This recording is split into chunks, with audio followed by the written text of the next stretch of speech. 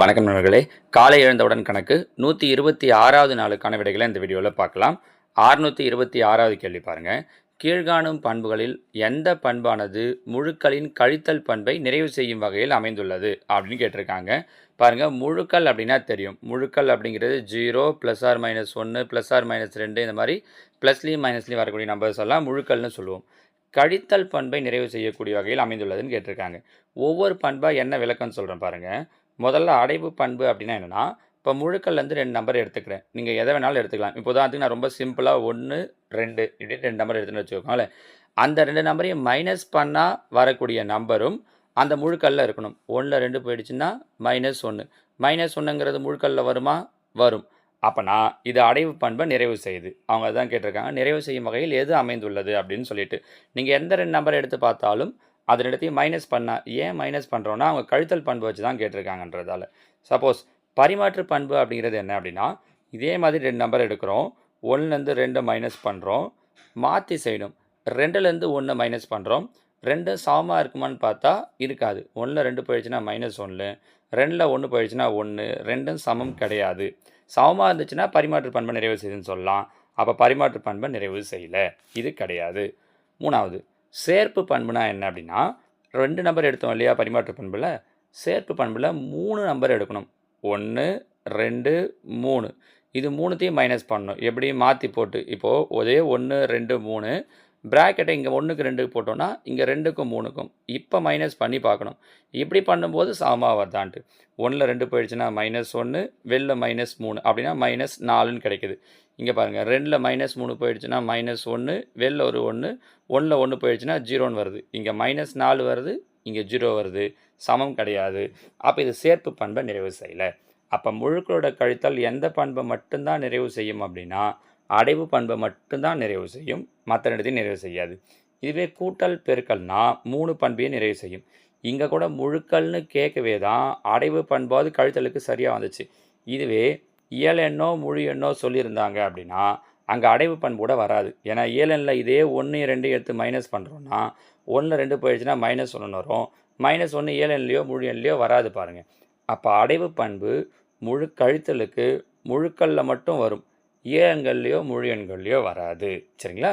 நம்ம புரிஞ்சுக்க முடியுதா? 3 பண்பையும், அடைவு பண்பு, பரிமாற்று பண்பு, சேர்ப்பு பண்பு, இது 3ம். இதில் கழித்தல் எதை நிறைவு செய்யும் அப்படின்னு பண்ணி பார்த்தீங்கன்னா, முழுக்களுக்கு அடைவு பண்பை மட்டும் நிறைவு செய்யும். சரிங்களாம்மா? அடுத்து இது சப்போஸ் இங்கிலீஷில் தேவை அப்படின்னு நினச்சிங்கன்னா, அடைவு பண்புக்கு இங்கிலீஷில் க்ளோசர் ப்ராப்பர்ட்டி அப்படின்னு சொல்லுவாங்க. பரிமாற்று பண்புக்கு இங்கிலீஷில் பார்த்தீங்க அப்படின்னா கம்யூட்டேட்டிவ் ப்ராப்பர்ட்டி அப்படின்னு சொல்லுவாங்க. சேர்ப்பு பண்புக்கு இங்கிலீஷில் அசோசியேட்டிவ் ப்ராப்பர்ட்டி அப்படின்னு சொல்லுவாங்க. சரிங்களா? என்ன தெரிஞ்சு வச்சுக்கோங்க. அடுத்ததாக 627. ஒரு சதுரத்தின் சுற்றளவு 6x + 2 எனில் அதன் பக்க அளவு என்ன? சதுரத்தின் சுற்றளவுக்கான ஃபார்முலா 4a. அப்போ 4aவோட வேல்யூ கொடுத்துட்டாங்க. நமக்கு தேவை ஏவோட வேல்யூ. அப்போ 4 கொண்டு வந்து இங்கே வகுத்துடலாம். 6x/4 + 2/4 கேன்சல் பண்ணோன்னா 2 4 3 2 6 1 2 2 4. அப்போ 3x/2 + 1/2. 3x/2 + 1/2 option A.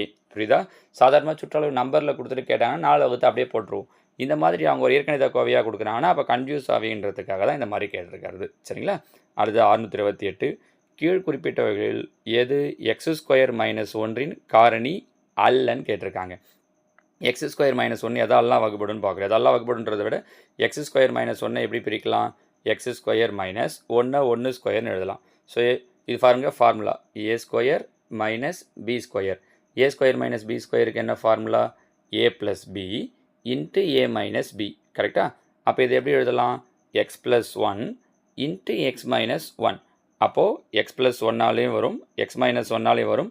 x² - 1 எழுதலாம். ஏன்னா x² - 1 நம்ம -1 அங்கே கொண்டு போய்ட்டு +1 வச்சு இதை போட்டு பார்க்கலாம்.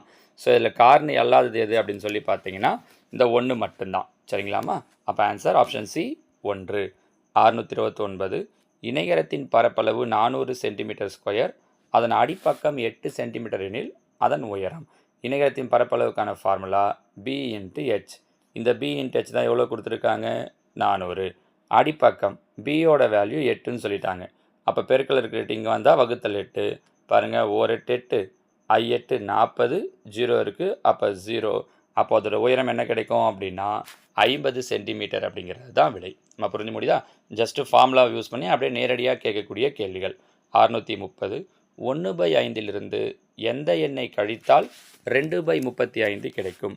பாருங்கள், 1/5 எந்த நம்பரை கழிச்சா, ஏன்னா கழிக்கணுன்றதால -x 2/35 கிடைக்கும்னு கேட்குறாங்க. நம்ம என்ன பண்ணலாம்? இந்த -x இங்கே கொண்டு வரேன், அப்போ +x 1/5 இந்த ப்ளஸில் இருக்கிற 2/35 எங்கே கொண்டு வந்தால் -2/35. 5க்கு 35க்கு எல்சிஎம் எடுத்தோன்னா 35. பாருங்கள், 7 5 35, அப்போ 7 -1 35 35, மேலே இருக்கிற 2 அப்படியே போட்டுக்கலாம். அப்போ 7ல் 2 போயிடுச்சுன்னா 5, கீழே 35.